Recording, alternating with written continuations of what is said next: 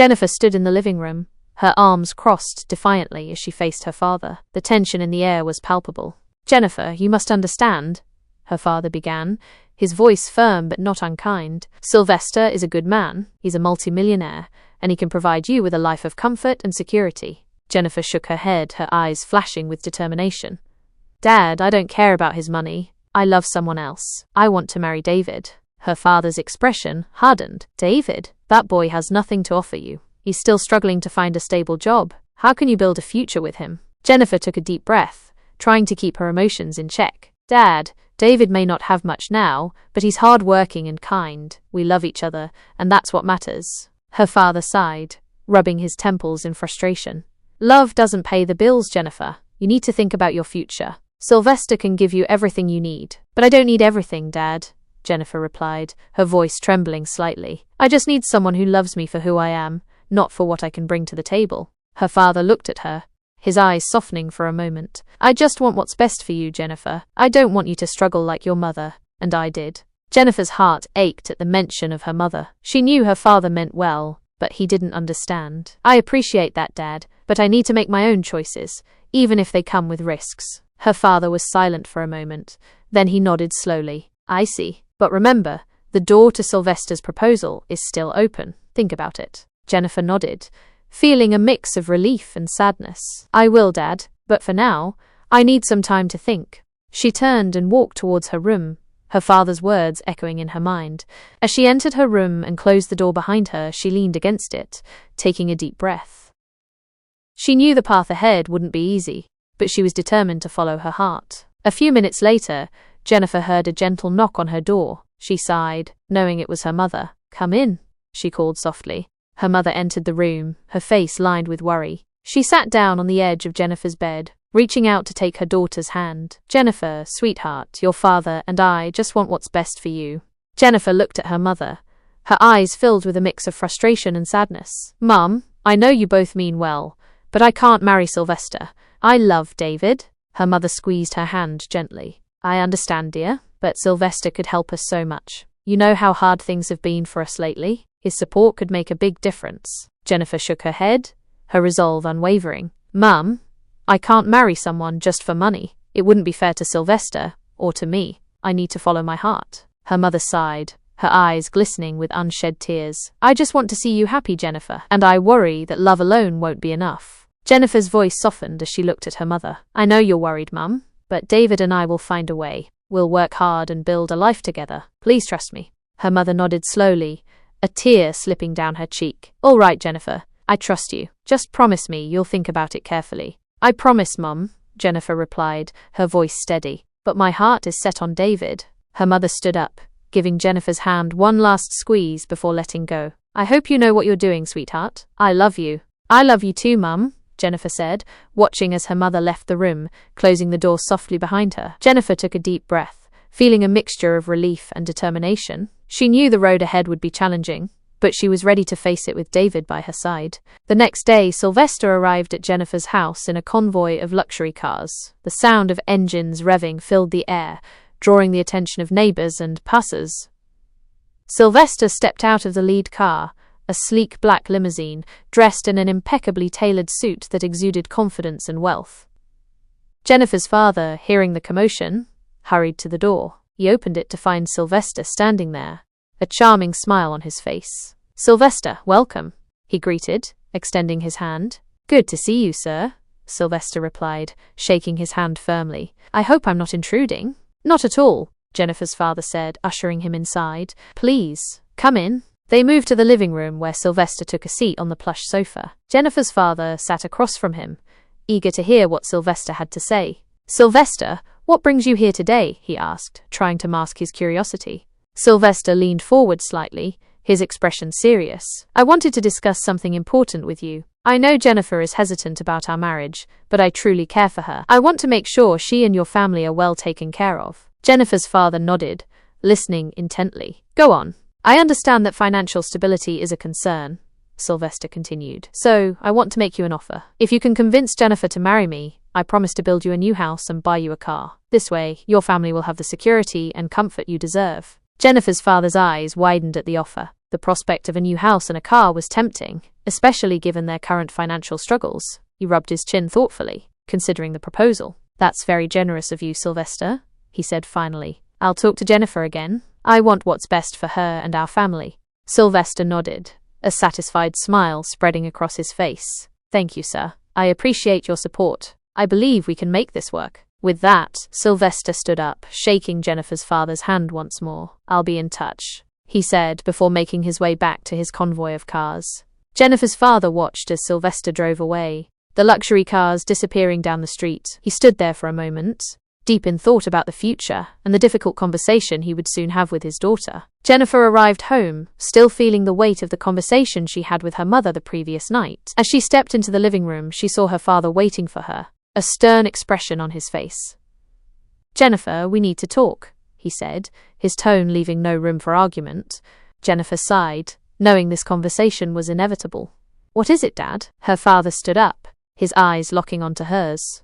"Sylvester came by today. He made a very generous offer. He promised to build us a new house and buy us a car if you agree to marry him." Jennifer's eyes widened in shock. "Dad, you can't be serious. I told you I love David. I can't marry Sylvester just for money." Her father's expression hardened. "This isn't just about money, Jennifer. It's about securing a future for our family. Sylvester can provide us with stability and comfort. You must marry him, whether you like it or not." Jennifer felt a surge of anger rising within her. "Dad, this is my life. You can't force me to marry someone I don't love. I won't do it." Her father's voice grew louder, more insistent. "You will do it, Jennifer. This is for the good of our family. You need to think about more than just yourself." Jennifer's hands clenched into fists, her anger boiling over. "I am thinking about more than just myself. I am thinking about my happiness, my future, and I won't sacrifice that for anyone." Without waiting for a response, Jennifer turned on her heel and stormed out of the room, her heart pounding with frustration and anger. She needed to get away, to clear her mind.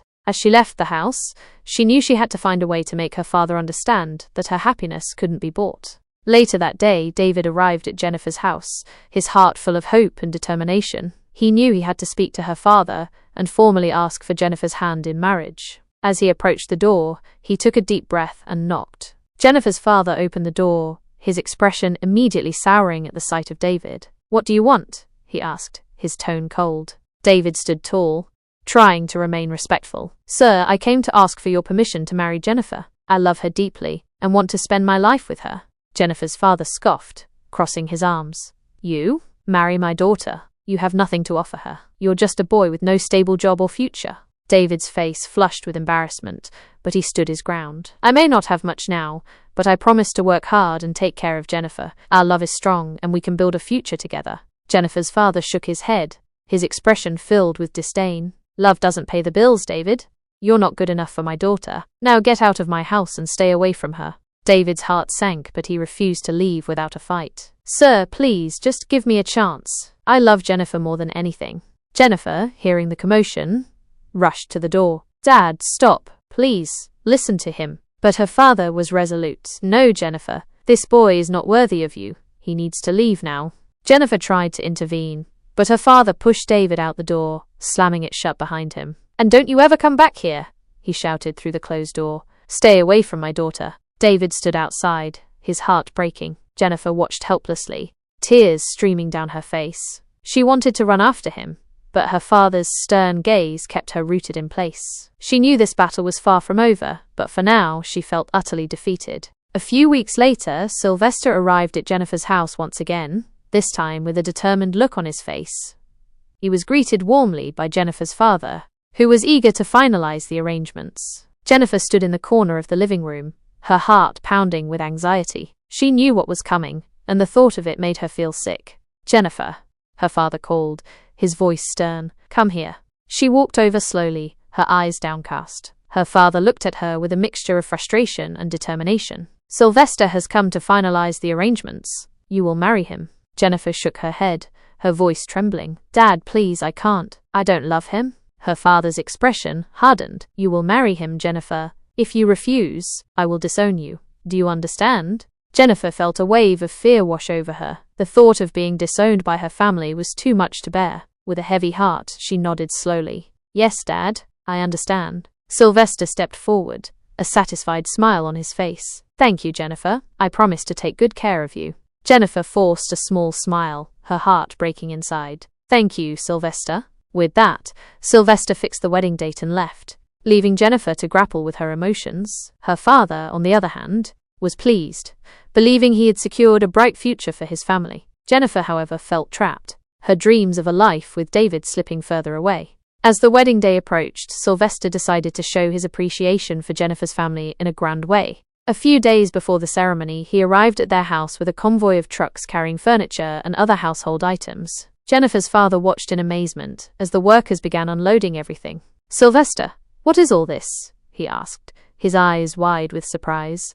Sylvester smiled warmly. This is my gift to you and your family. I've bought you a new house and a car. I want to make sure you are all comfortable and well taken care of. Jennifer's father was speechless, his eyes filling with tears of gratitude. Thank you, Sylvester. This is more than we could have ever dreamed of. Sylvester handed him the keys to the new house and the car. It's my pleasure. I want you to know how much I value Jennifer and your family. Jennifer's mother joined them, her face lighting up with joy as she saw the new car parked in front of their house. This is incredible, Sylvester. Thank you so much. Jennifer stood at a distance, watching the scene unfold. She felt a mix of emotions: gratitude for Sylvester's generosity, but also a deep sadness for the life she was being forced into. Her parents, however, were overjoyed, their worries about the future now replaced with excitement and relief. As Sylvester left, Jennifer's father turned to her, his face beaming with happiness.